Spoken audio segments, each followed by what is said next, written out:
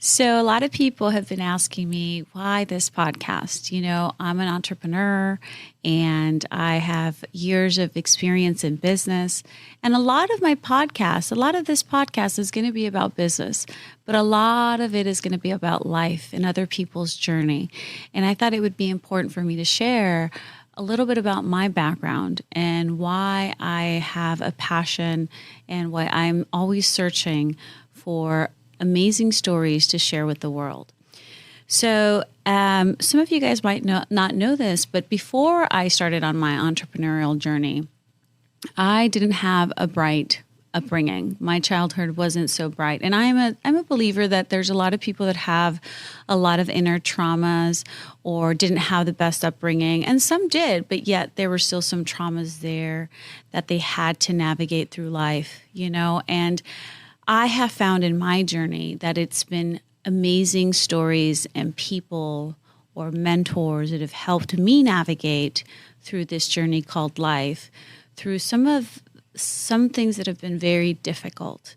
And I wouldn't be where I am today, and I wouldn't be successful if it wasn't for these key people that I call angels. You can call them mentors. You can call them, there's so many names for them, right?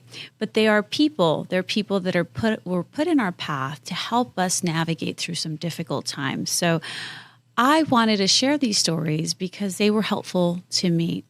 And in my journey in business life, this world, I've realized the importance of sharing your story, not being ashamed of where you come from. And you'll understand why, for me, sharing my story was not something I wanted to do for many, many years. There was a lot of shame. There was a lot of guilt. I just didn't think my story was worthy enough of sharing, quite honestly. So for me, it was super important for me to not only be in a vulnerable place to share my story and find power in my story, share it with the world, and hopefully inspire and uplift people just like other stories inspired and uplifted me. So let's dive into a little bit of who Eva is. A lot of you guys know Eva as like, she's doing this, she's doing that, she's running this company, or she's running this team, or she's at this event, and she's doing all these things. I have people telling me, Eva, what are you doing? How do you have the energy? And I've come to realize I just love people. I love connecting with people. But before, if you rewind my life to maybe 20 years ago, it wasn't that way, right? Eva, I was very introverted. Actually, I'm a very introverted person. A lot of people think I'm super extroverted, but I'm actually not. I'm an introvert. I gain my energy by being alone in solitude and re-energizing. But let's dive in a little bit on my story. So I grew up in a big city, in a big state, California. Who doesn't love California weather, right? I grew up in a state where, it was great. I was born and raised in the city of LA. Lots of diversity, great place, great food, great weather. And yeah, I grew up there. I come from two parents that came here from Mexico when they were very young. They were teenagers. My mom was probably 14, 15 when she arrived. My dad was about maybe 16, 17. They met at a local factory. But let me go back a little bit more. So why California? Well, my grandfather used to be a farmer back in the fields of Bakersfield, Northern California. So he would go back to Mexico, go back to Mexico, take funds for the family. It was more of a seasonal job. And my mother would remember that. My mother remembered that Dad would come home, go to California, come to Mexico, and bring money to survive. So she thought as a young girl, wow, that's pretty amazing. And one day she told my grandfather, well, I want to go with you to California. And my grandfather's like, what? You're just a little girl. You're just a young girl. And she tells me stories about how my grandmother would tell her, absolutely not. You're not going with your dad to California. You're supposed to be at home and learn how to cook and clean. And she would tell me stories of her wanting to go to school, and my grandmother was not for it. So my mom really only had a third grade education. And my dad, probably about the same, elementary, but that was her life. So, but, she somehow convinced my grandfather when she was around 14, 15 to come to California. So she came to California. She came and stayed with the family members while my grandfather was working. So that's kind of her background, right? She didn't have a lot of education. She was illiterate. She didn't know how to read or write. My mom just struggled throughout her life with that. But anyway, that was her background. And back in the 70s and 80s, she would tell me stories of her working in a local factory. She didn't know the language. And shortly after she met my father at a local factory, where they both worked as teenagers, they met, and my mother got pregnant with my first sister. I come from 5 sisters, so I'm the second oldest. So my mom was 18 years old with 2 children. I think she had me when she was about 18. So she was a teen mom. So she struggled. And I say that because a lot of what she did with me and how she parented me and her children had to do with her background, right? It took me years to understand and make sense of a lot of things that I share now. But long story short, she was still a teen mom, didn't have a lot of resources, didn't have a lot of education on how to raise children. So here she is as an 18-year-old young girl taking care of 2 children, and my dad is pretty much absent most of our childhood.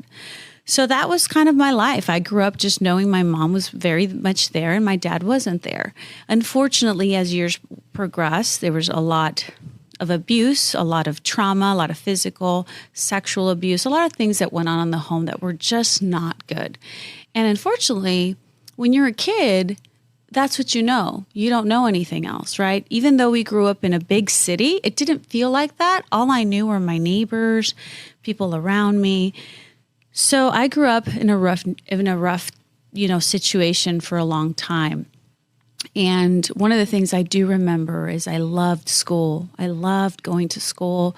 I thrived in school. I felt safe in school. I didn't feel safe in the home. So for me, going to school was like my saving grace. I loved my teachers. I thrived in school. But home, I felt a lot of fear, a lot of rejection. And unfortunately, that was just the environment we were in, a lot of violence. Unfortunately, my mom had to deal with a lot of a violence from my father, a lot of things in and out of the home. And that's kind of how we lived, So shortly before my 14th birthday, I was married to an older man. A lot of people don't know this. Those that know me close know that I was a child bride. And you think about child bride, you were a kid. Yeah, I was a kid. I was 14 years old and I was married to a man that was 12 years older than me. Now, you might be saying, okay, how did this happen? Was it in Mexico? I have questions like people ask me, well, did it happen in Mexico? No, it didn't happen in Mexico. Was it legal? Yes, it was legal. It was something that is still legal. For those of you that don't know, child marriage is still legal in some states, and there's statistics about that. I've been an advocate for children for many years, so yes, it's still a thing. Children are still being married at that age. So anyways, I was 14 years old.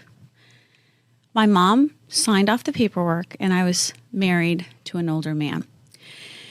And a lot of times, you think about that situation and you wonder why. Why did this happen?